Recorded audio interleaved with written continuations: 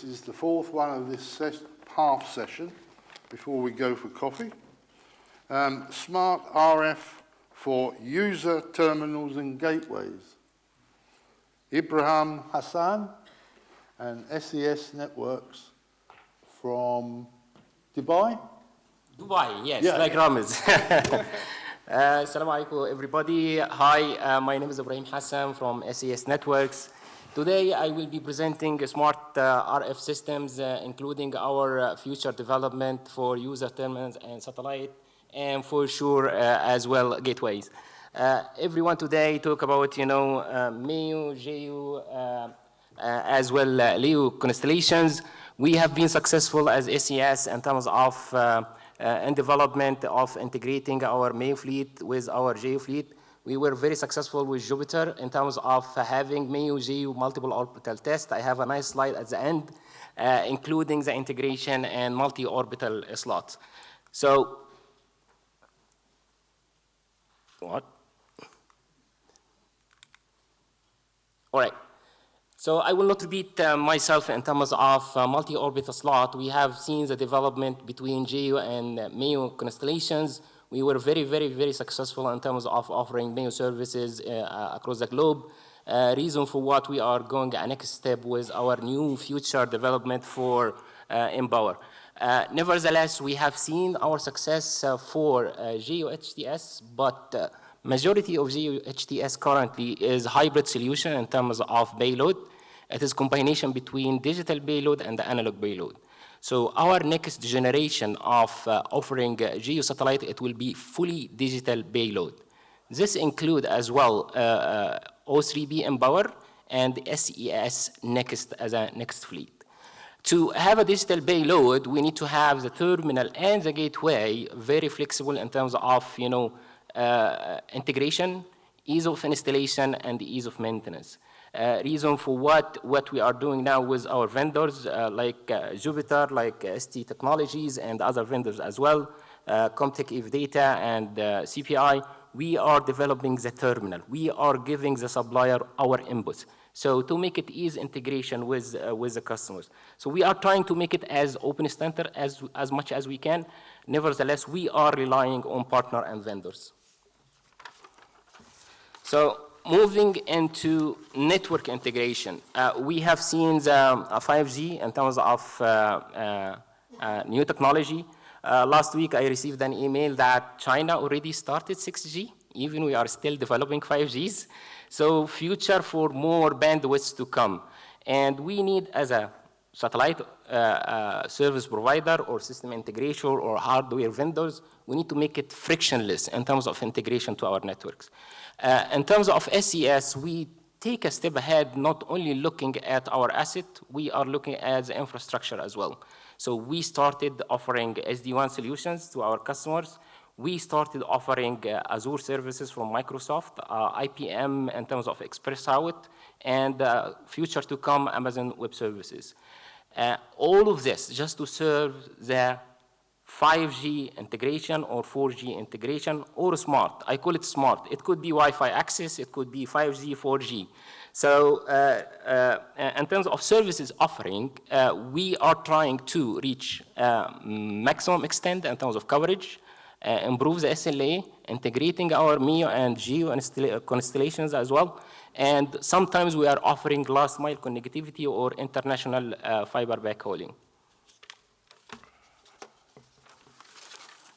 So this is our roadmap for the upcoming 3 years. So this is what we are doing. So we are looking into 4 segments.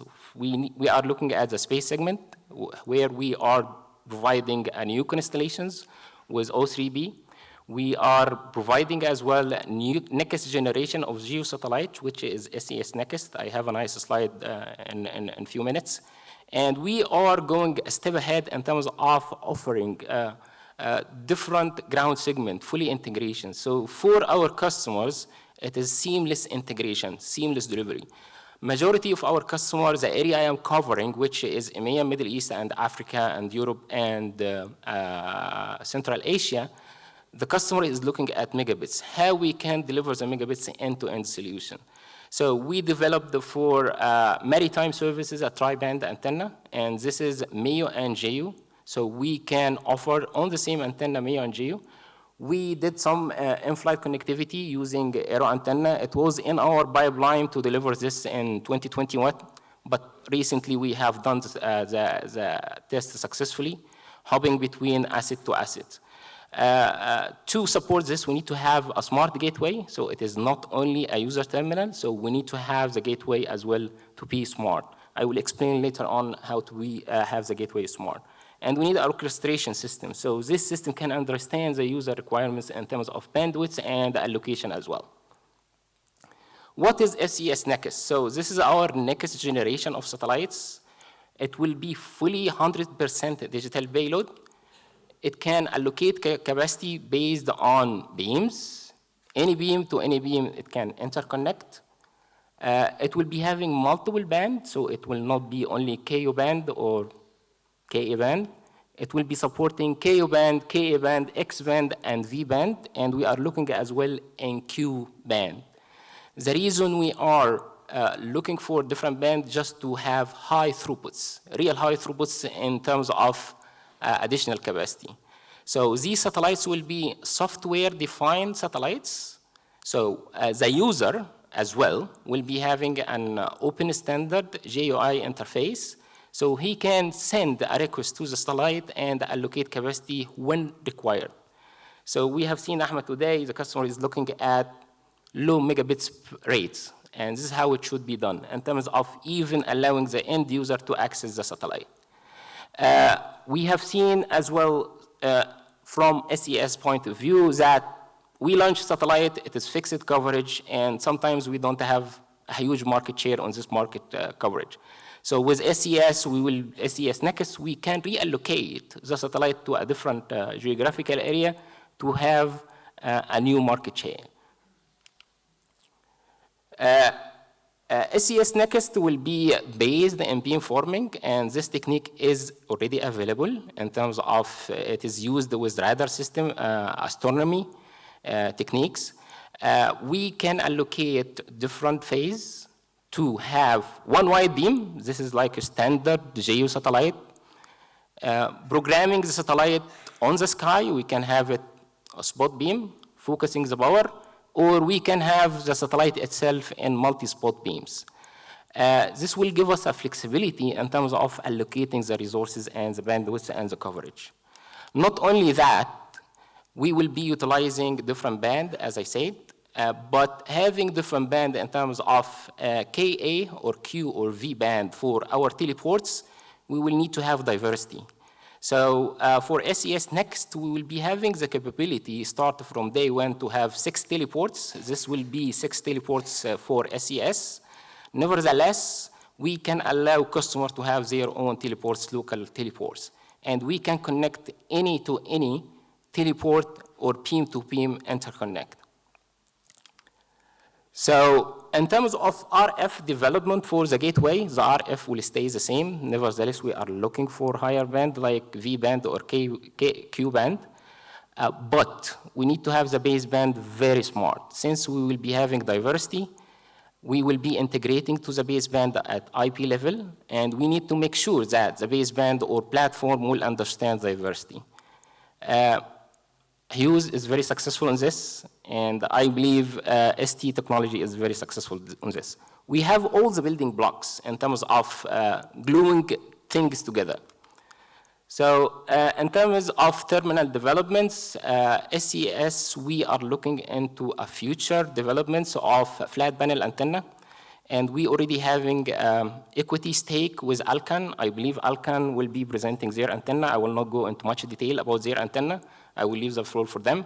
And we are looking into isotropic in terms of lens-based array antenna, and we are doing some development with Viasat as well. This to support our next fleet, which is Empower and the SES NEXT. Very early morning was asking when it will be available. So we are expecting to have the antenna end of 2019, beginning of 2020, because we are trying to match our timeline in terms of O3B Empower and the SES NEXT in 2022. So we are hoping to have the full production in 2021, and we are hoping a success for LEO as well, because LEO will rely on this technology. And if we are having a LEO, we'll be having a mass production. Having a mass production will reduce the cost. Last slide in my presentation, multi-orbit test. It was a wish list for our customer to have it in 2021, but ThinkCom already provided us with their antenna. This is KU band, KA band, and we were able to deliver 2 orbital antennas of GEO and MEO to a flight, seamless integration, seamless handover between 2 fleets. And we managed this with ThinkCom, Jupiter, our O3B, and SES 14 in terms of HTS, and we will be able to deliver 250 megabits per second to in-flight connectivity, which is a huge capacity. Thank you very much. I will be available during the day and tomorrow for any questions.